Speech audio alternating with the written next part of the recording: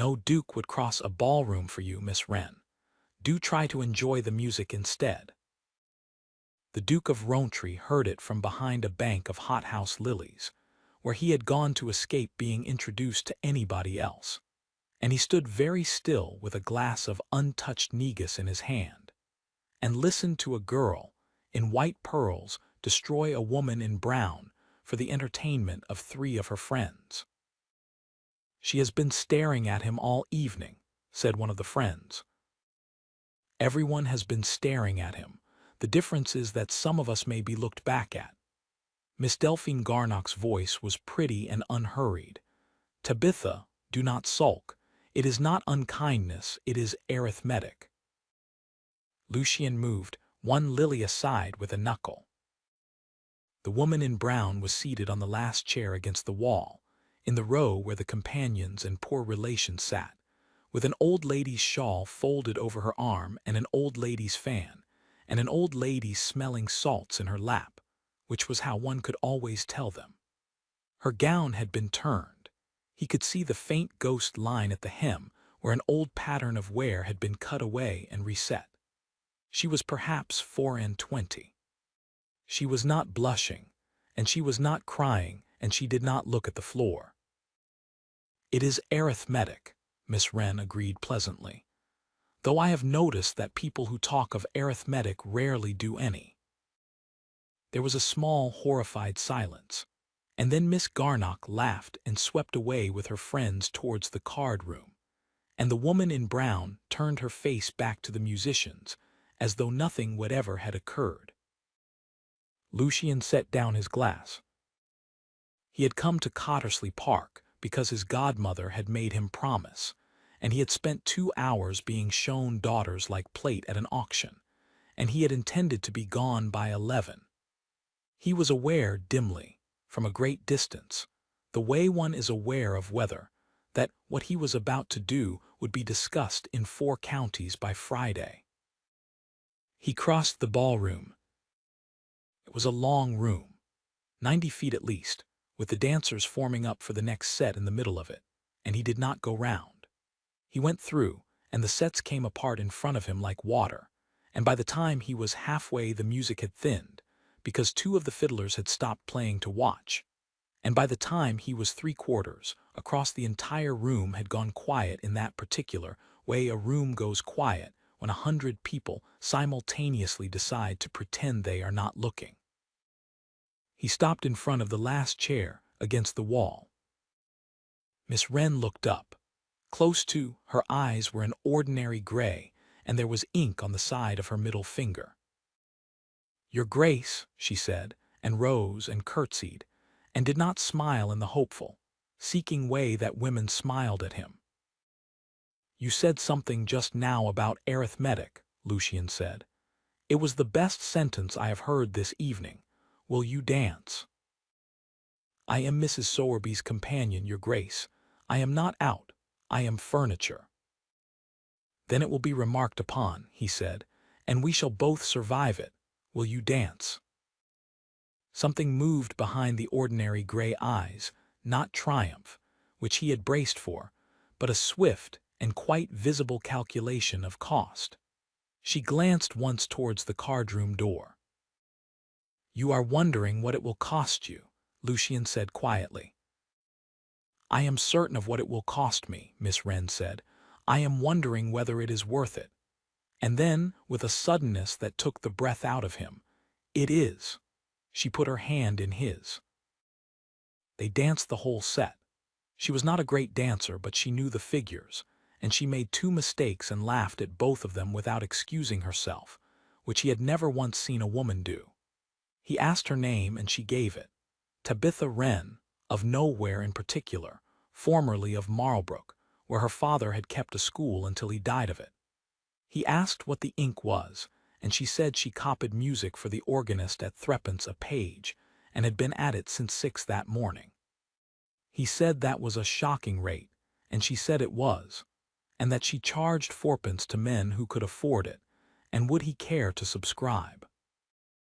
"I would," said Lucian. "You are not laughing at me?" "No." "That is unexpected," said Tabitha Wren. "Most people find me a great deal funnier than I intend."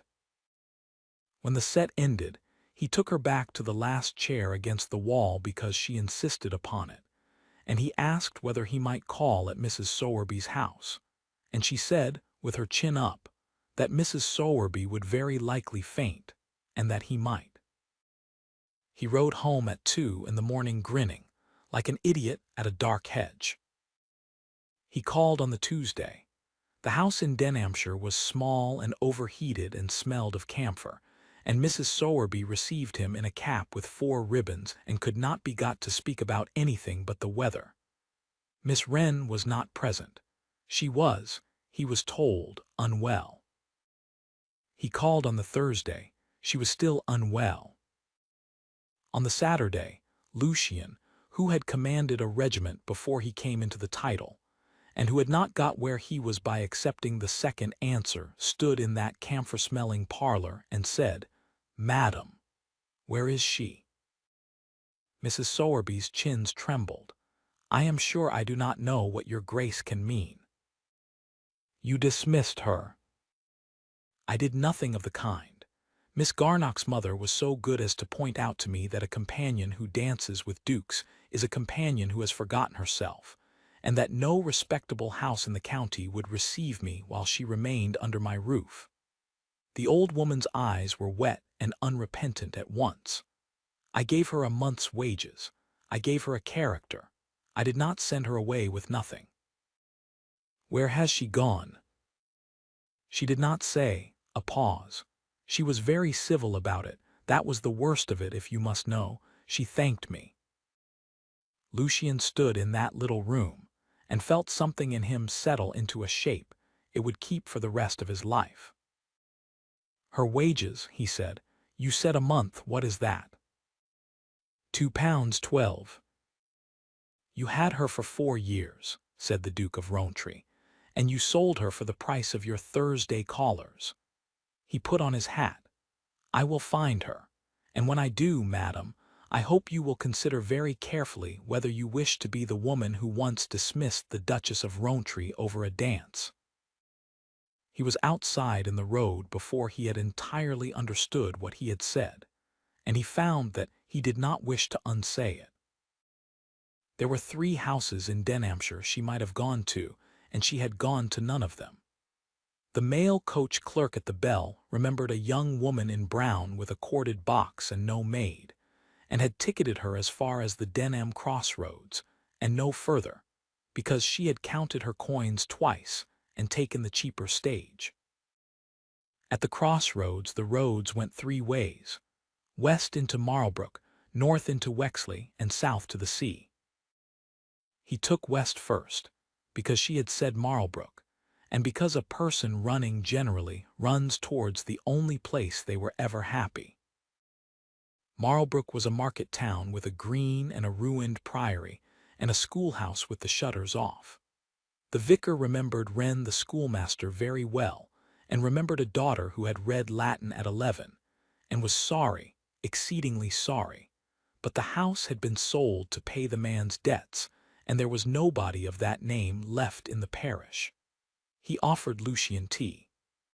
Lucian drank it standing, and asked at the post office, and at the 2 inns, and of an ancient man mending a wall, and got nothing but the particular blank courtesy of a town where a duke has begun asking questions.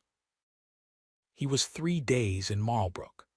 On the 3rd evening the organist's widow, who had heard from her sister in Denhamshire that a gentleman was asking, sent him a note.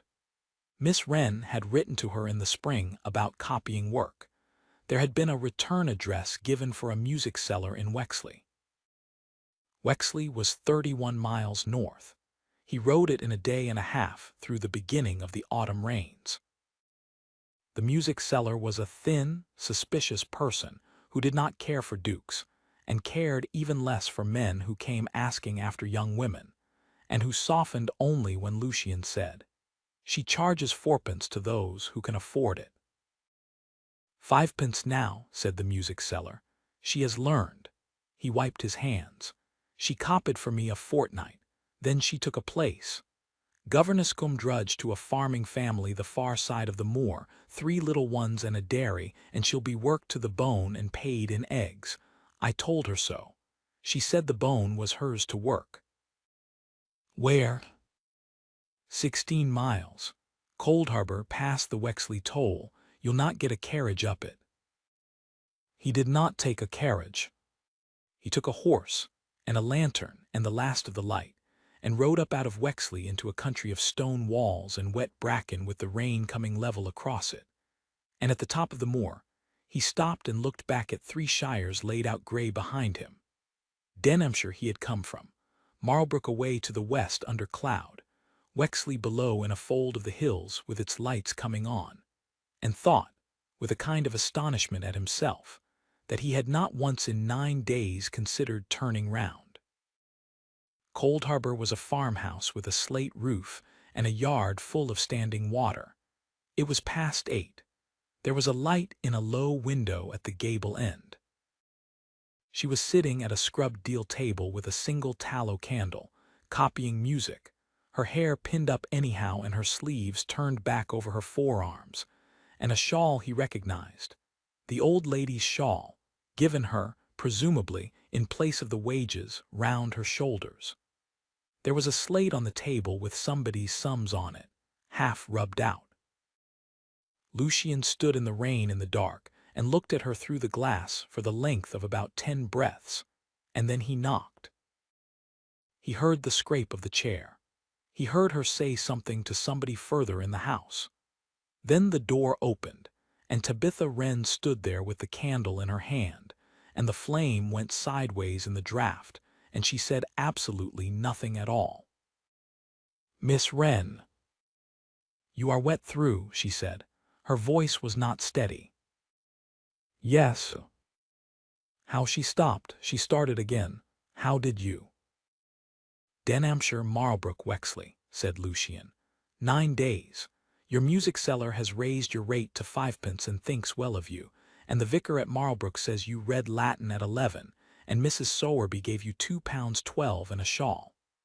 He heard his own voice roughen and let it. You were told that no duke would cross a ballroom for you. I have crossed 3 shires.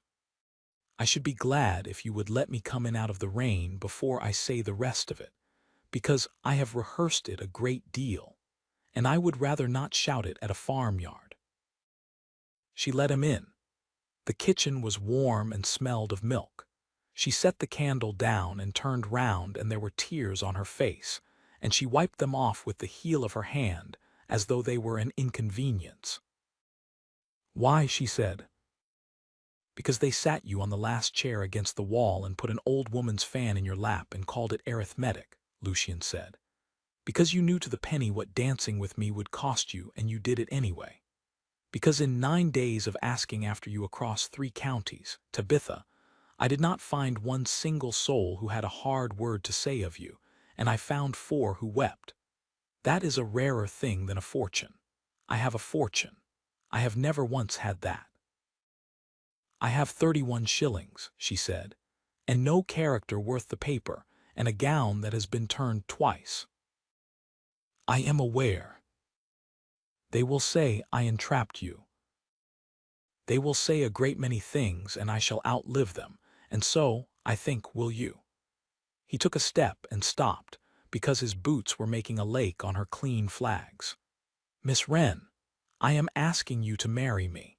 Not to be rescued. You have made it perfectly plain that you would rather be worked to the bone than pitied, and I would not insult you by offering it.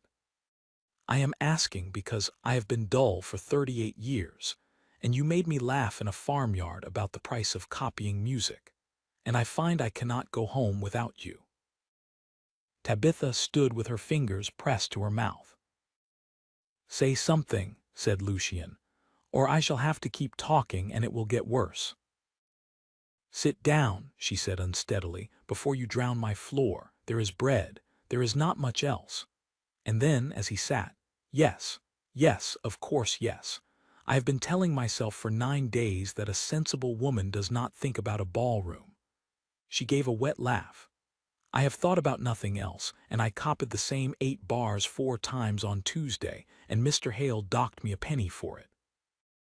I shall reimburse the penny. You shall not. I earned that penny badly, and I shall bear it. They were married in Marlbrook.